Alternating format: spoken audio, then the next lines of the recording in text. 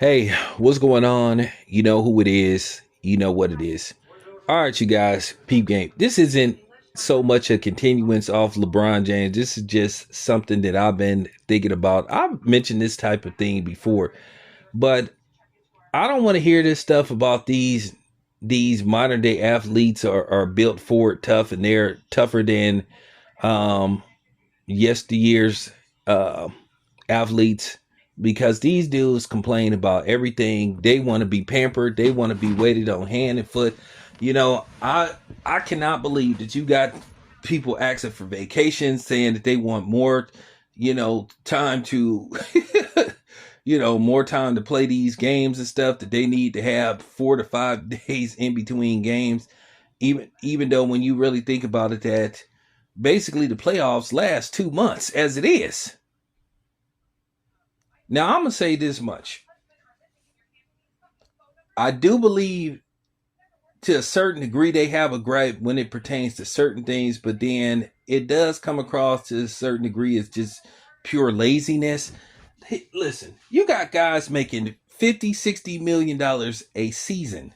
There are some NBA players, some of the greatest that ever played, never made that in their entire NBA career. Could you imagine the dudes like when Bill Russell Nam was playing, and Wilt Chamberlain, some of the dudes of the 70s, the David Thompsons, the Julius Urbans, those dudes, you know, real talk. Dave Cowens, Rick Barry. Can you imagine those dudes?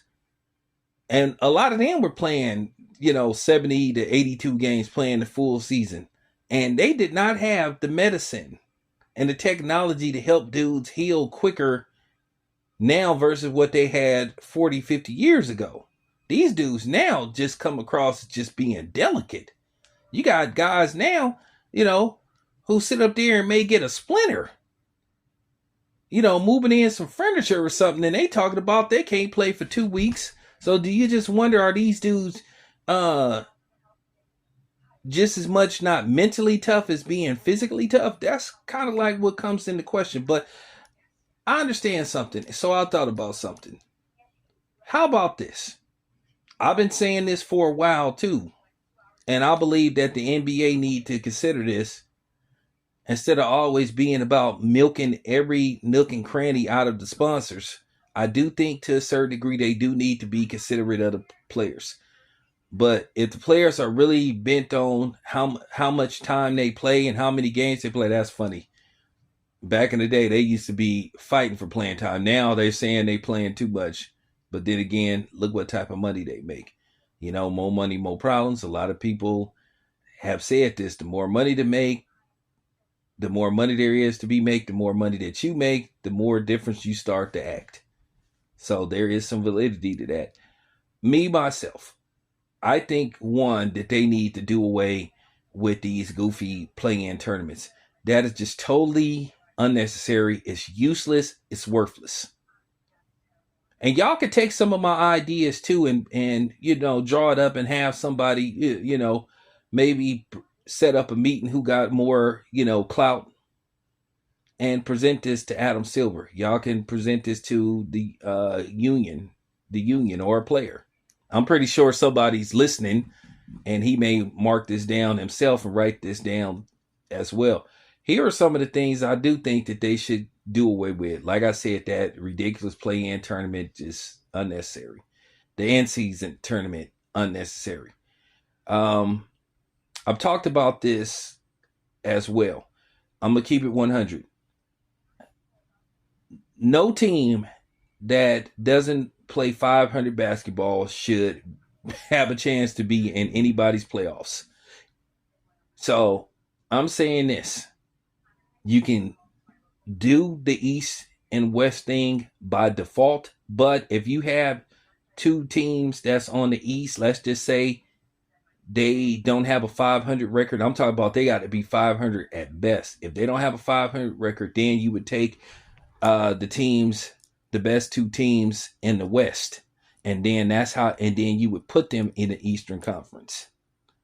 Or you can do, as I was saying, a Sweet 16. If you want to do a real tournament, do a Sweet 16 where basically the best 16 teams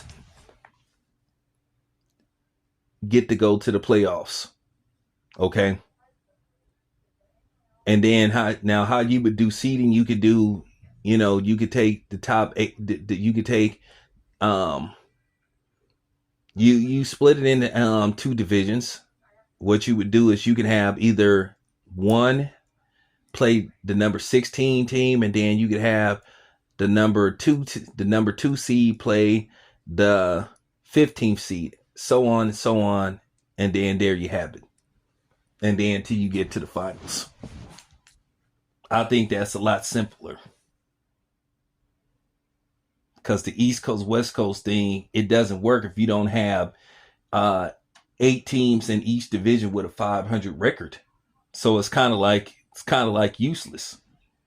Because I feel like this: if you can't play 500 basketball during the season, then no way you should have an extra opportunity to go to a playoff and possibly win a championship or compete for a championship. And what if that happens?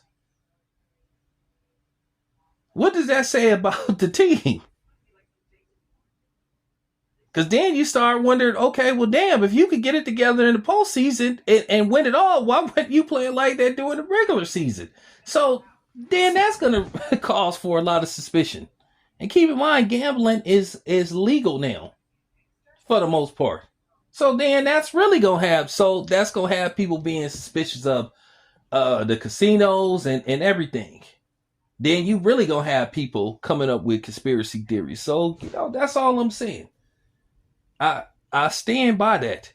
There's no way you should have a under 500 record just because by default you play in the Eastern Conference or the Western Conference and you get a chance to compete for a playoff spot or playing that ridiculous tournament. Like I said, do away with that. Now, here's something else. The most important thing. This is where, to a certain degree, I do side with the players on. Listen, at the end of the day, when the playoffs come, if you don't play your best basketball, then that's on you.